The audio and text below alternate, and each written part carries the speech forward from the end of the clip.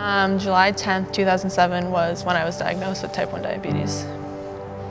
When you eat a certain amount of carbohydrates or you eat food, your pancreas is supposed to secrete insulin. Mine does not do that.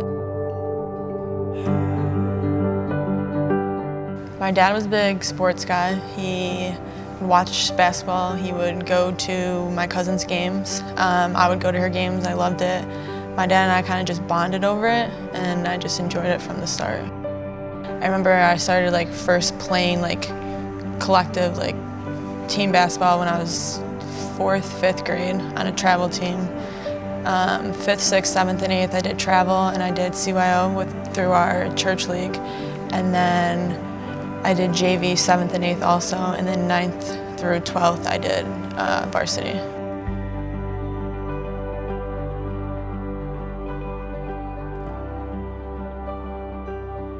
A summer going into my freshman year, we were at a summer league game, and we had them twice a week, once a week, every so often, and I wasn't myself. I was seeing 3 rims. My mouth was extremely dry.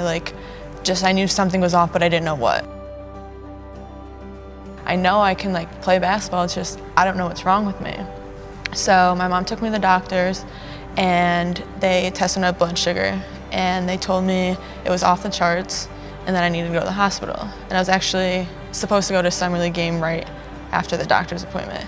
And I was all dressed, ready to go, but I wasn't allowed to go. So went to the hospital, was there for 5 days, got educated on it and everything. Did shots for about a year, and then after a year I went to the pump, and I've been on the pump ever since. There's different spots in my body that I can put it in, and it's just this catheter that's inside of me connected to a tube, and in the pump there's a cartridge of insulin, and it goes through the tube and into my body, and you have to change that every 3 days.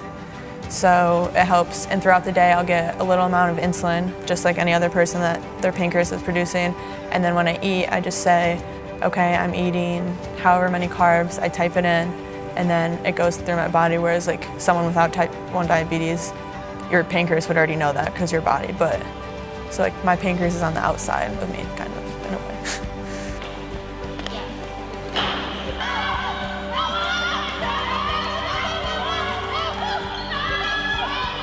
Basketball has been my life. It's been a family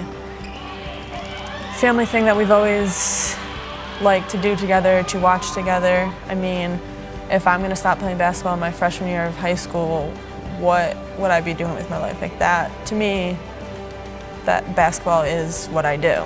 The details that she has to pay attention to on a day-to-day basis absolutely, earns the respect of everyone in our program, and to be honest, anyone that knows her, because you're going through extraordinary measures to do something that you love. I don't think people understand how serious this disease is, and she goes through a lot to play this game, both mentally and physically. She's always in the training room before practice and after practice. She's always have different doctor's appointments for her feet and her calves. She shows a tremendous amount of love for the game. A lot of people would kind of let it hold them back, but she doesn't. And even when she has to sit out, if she's low, if she's high, she has to sit out for a while. She's never just sitting over there mad or angry that she can't be with us. She's always yelling, cheering on the sideline, and she's a good leader. She's someone who's easy to follow because she works hard whenever she can work, and it's just someone who you see who would die to be out there all the time with us. So when she does get the chance, she shows it with how hard she plays.